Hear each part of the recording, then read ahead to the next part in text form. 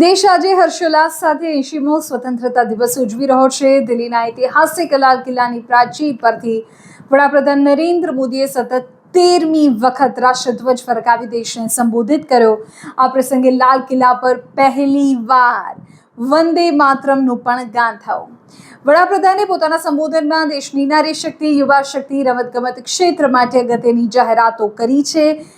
વડાપ્રધાનના સંબોધનની કેટલીક મહત્વપૂર્ણ જાહેરાતો જે તમારે જાણવી જરૂરી છે તે આ વિડીયોમાં કહું છું. સૌથી પહેલા મહિલા આરક્ષણ બિલ પર વાત.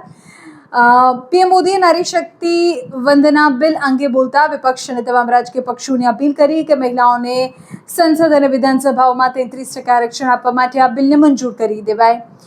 યુવા શક્તિ અને એઆઈ વિશે પણ તેમણે વાત કરી. દેશના 1 કરોડ યુવાનોને આગામી 1 વર્ષમાં આર્ટિફિશિયલ ઇન્ટેલિજન્સની સ્કિલ ટ્રેનિંગ આપવામાં આવશે. આ ઉપરાંત મધ્યમ વર્ગના વિદ્યાર્થીઓ પર આર્થિક બોજ ન પડે તે માટે વિવિધ સ્પર્ધાત્મક પરીક્ષાઓ માટે ફ્રી ઓનલાઈન કોચિંગ નેટવર્ક ઊભું કરવામાં આવશે. ત્રીજો મહત્વનો મુદ્દો વસ્તી ગણતરી ઓનલાઈન.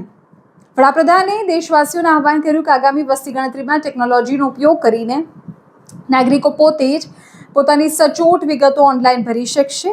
આ સિવાય મિશન ઓલિમ્પિકને લઈને પણ વાત કરી. 2036ના ઓલિમ્પિક્સની તૈયારીઓ આજથી જ શરૂ કરી દેવાય છે. 5 થી 15 વર્ષના બાળ રમતવીરોને શોધવા માટે ગામે ગામ ટેલેન્ટ હન્ટ યોજાશે. આ સિવાય વડાપ્રધાને સપ્તશક્તિના માધ્યમથી ભારતને વૈશ્વિક સ્તરે મોખરાનું સ્થાન અપાવવાનો સંકલ્પ પણ વ્યક્ત કર્યો છે. આ સપ્તશક્તિ, આ સપ્તધારા શું છે તેના પર અમે એક આખો અલગ વિડીયો બનાવ્યો છે, આપ જોઈ શકો છો, જેમાં ભારતના ઉત્પાદન ક્ષેત્રે મજબૂત કરવાની વાત છે, ડિફેન્સ ક્ષેત્રે મજબૂત કરવાની વાત છે, ભારતની સોફ્ટ સ્કિલ, આપણું યોગ, આપણું અધ્યાત્મ, આપણા સંસ્કારો જે આપણા મૂળમાં રહેલા છે, જે આપણી સંસ્કૃતિ છે, તેને વિશ્વ કક્ષાએ લઈ જવાની વાત છે. આમ કુલ 7 શક્તિઓને મળીને ભારતને 2047 સુધીમાં વિકસિત રાષ્ટ્ર બનાવવાની વાત વ્યક્ત કરવામાં આવી છે. વડાપ્રધાનના લાલ કિલ્લા પરના સંબોધનમાં કઈ વાત તમને સૌથી વધુ ગમી, કમેન્ટ કરો.